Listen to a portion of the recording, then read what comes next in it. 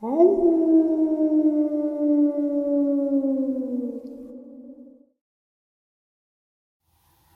and salutations, everyone. I hope everyone is still doing well. How about a bonus upload to start your day or end your night? Before we get into it, a couple links. As you know, I rely on Patreon, PayPal, channel membership, and the merch to help the channel to continue to grow and go. Links to Patreon, PayPal, and the membership are in the description below. Merch displayed directly under the video. Also, Dogman Frightening Encounters, Volume 1 through 3, the audiobook versions. They all were written and researched by Tom Lyons, narrated and produced by me, Jeff Nadolny. Those audiobooks are available on Audible, Amazon, and iTunes, links to which are also in the description as well. Finally, last but definitely not least, if you'd really like to help support this channel to continue to grow and go, simply subscribe. It doesn't cost you a cent. Click that like button. It takes half a second. If you don't want to miss out on any of the informative uploads I put out daily, click that bell icon, and please leave a comment. Why? Well, because all of these things, they really do help this channel to continue to grow and go, and they do matter. Now, everyone, I have taken far too much of your time. Let's jump into this bonus, shall we? Today's first encounter. My son and I had an experience with a Sasquatch. We were walking in an unpopular part of Patapsco Park in Maryland. At first we were searching for ruins of a town washed away in the 70s. He was 15 at the time, and we were not having any luck. Right from the beginning, I got the creeps. We were in the middle of nowhere forest, and we came across an empty ball field with a metal bleacher and a shack that was open with dated equipment in there. As we were walking through the field, I felt scared, like there were eyes all around us. I didn't say a thing. About 30 minutes in, we realized we were in the wrong area. I was thinking, oh good, I failed my angry teenager again. He is going to forever think I cannot do anything right. We see a burned up pine tree, and I stop to take a picture. My son says, "This is lame, let's go." This is where things get real fast. We turned around, walked 20 steps. He picks up a stick and bangs it on a tree. I look down and see a deep footprint in the semi-dry mud. The tracks were not there when we walked up. We take pictures. I jump up and down to try and recreate the indentation, and I cannot do so. I then realize that we are being followed. Panic starts to set in. I declare a swift departure. I think to myself, is my child safer in front or behind me? That is a really crappy thing to have to think about. I push him in front of me. He has a machete, and I have that stupid stick. We start to run and walk back. This is what we hear. Rustling alongside the path, my son sees an arm. We hear the sound of a jug. You know the sound that you hear when someone's blowing on a jug top? We see two different size prints, small ones and large ones.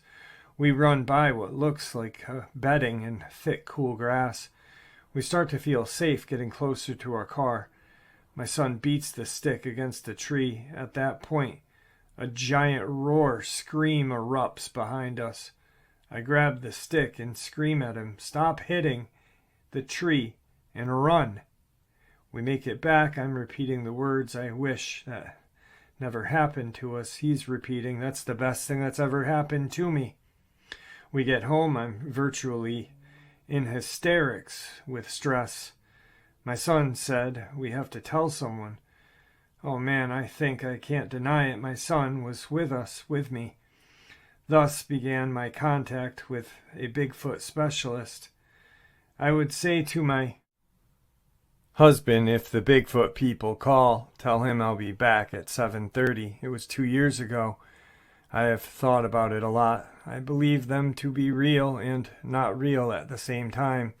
Somehow I think they are spirits of the forest.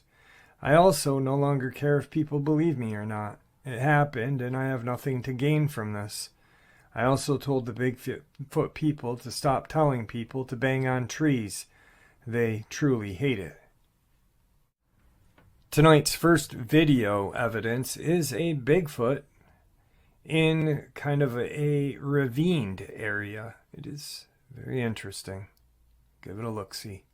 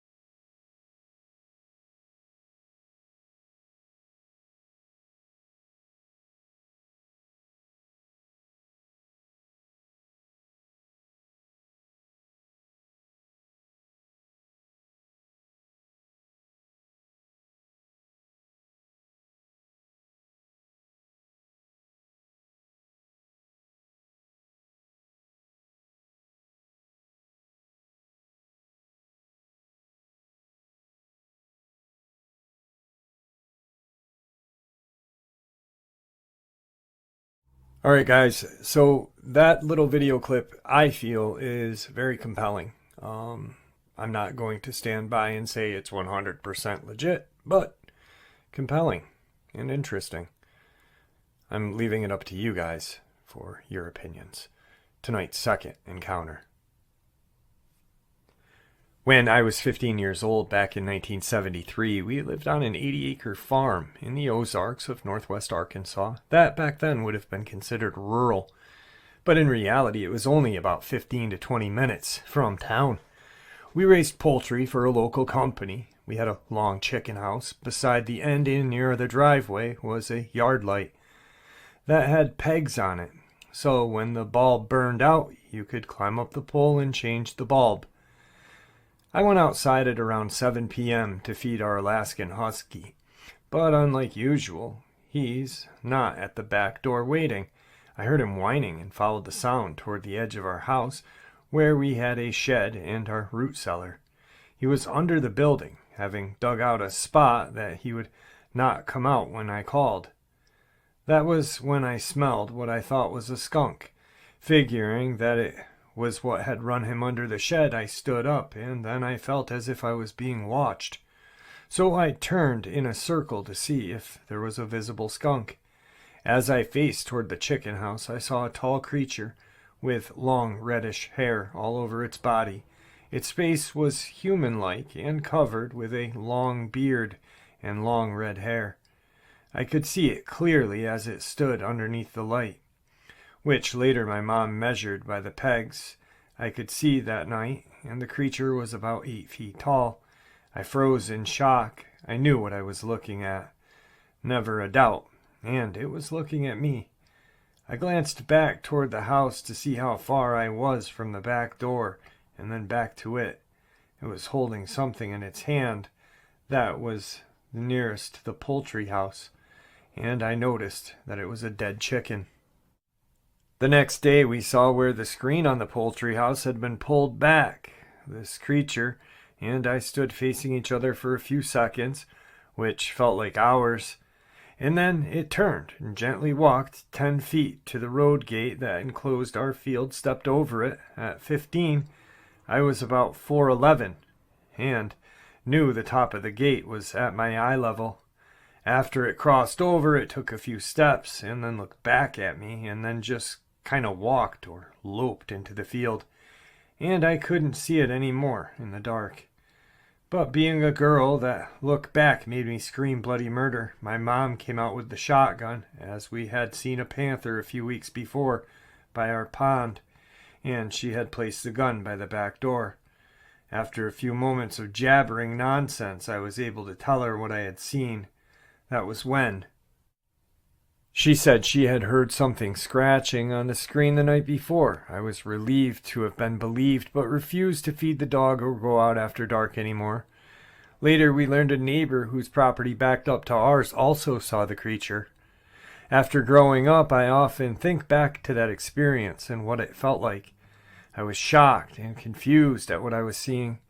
I think it may have just been in shock seeing me, but oddly at the time, up until it turned and looked back at me, I never felt fear.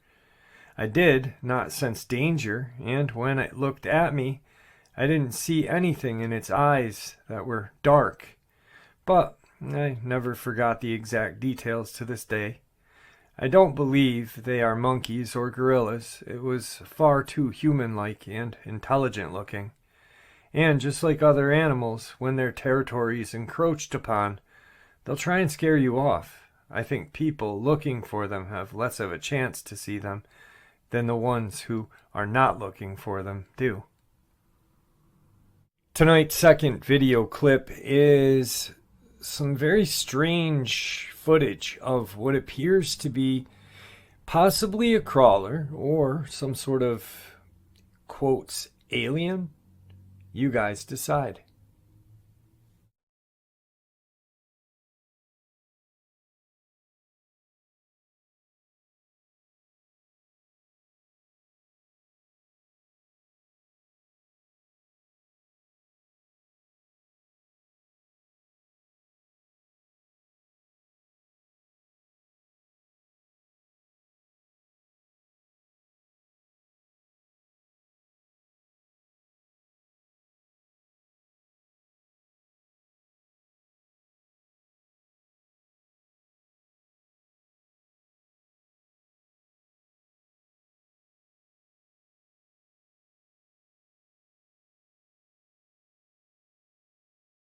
Alright guys, that was the second video. I'm really not sure what it was, but it could have been a crawler, could have been some kind of alien. You guys decide. On to tonight's final encounter. My dad shared a lot of experiences of what happened to him throughout his life. One in particular took place somewhere in the 60s or maybe 70s. Long before I was born. I'll do my best to recall what he relayed to me. Unfortunately, I can't ask him, as he died 9 years ago. It was the summertime, somewhere in Northern California. It was some sort of campsite, and it was near a big lake. I honestly don't remember the name. I was a little girl when he shared this with me. He was camping with a few of his brothers. I believe he told me that they only had a truck to camp in, so they used the back of the truck bed to have two sleep there, and my dad slept in the front seat. Well, he and my uncles were sleeping when my dad was awoken to a foul odor. He wasn't sure what it was because he hadn't smelled that before, as he and my uncles were very outdoorsy and camped all the time. He had the window cracked open, and that's why he was able to smell it. He said that when he woke up, he saw this huge, hairy, man-like creature walking up to the truck. He didn't know what it was, but suspected that it may have been a Sasquatch. When it reached the truck, he said he started to sniff through the cracked part of the window.